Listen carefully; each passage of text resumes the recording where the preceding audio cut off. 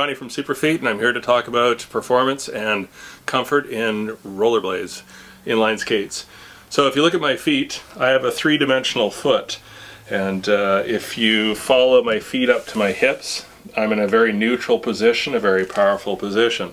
The body, how it reacts, how it works with you, your body's way of shock absorption is called pronation. And pronation is this. If you watch my feet, I relax, I roll to the inside, and this is the body's natural way of shock absorption. So you land on the outside heel, you come through the gate, you pronate, and off on the inside toe, and you drive forward. Or in inline skating, when you're driving, knees are bent, and you're pushing away with your heel to drive yourself forward, what is happening in that pronated state, as you can see here, when the pronate, knee turns in, hip swivels, shoulder drops. So exemplified when you're pushing in that skate, the heel is dropped, pronation occurs, knee drops in, hip twist, and you're trying to push with this crooked lever to the ground.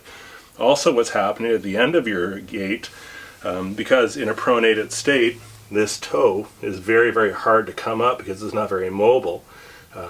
In a neutral state, lots of flexibility there. So what I'm getting at is if you're driving through here and you try to toe off for that very end, there's no flexibility in that toe and your heel's going to lift to compensate for that. So what we're going to try to do is to support this three-dimensional product in a skate.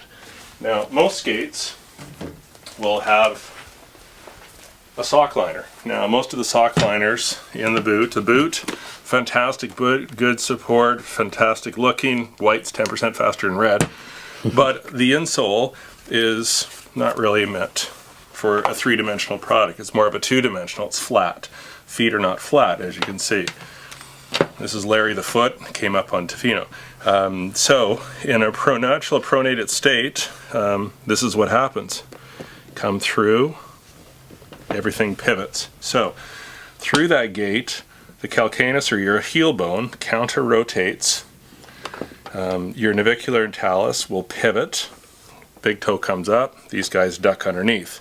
So this is your body's shock absorption. Now what we're going to do is we're going to support this whole system with a Superfeet insole. So this one, first thing it does is you can see it's a nice small narrow pocket on your heel. All that fatty tissue around your heel is going to give you some shock absorption. It's fantastic, it works really, really well.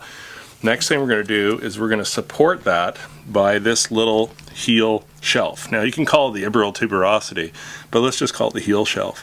So by supporting this and the heel, when you push down on that tibia, the weight-bearing bone in your foot, the foot is not going to move. So you're going to have that nice straight lever that's going to give you the power.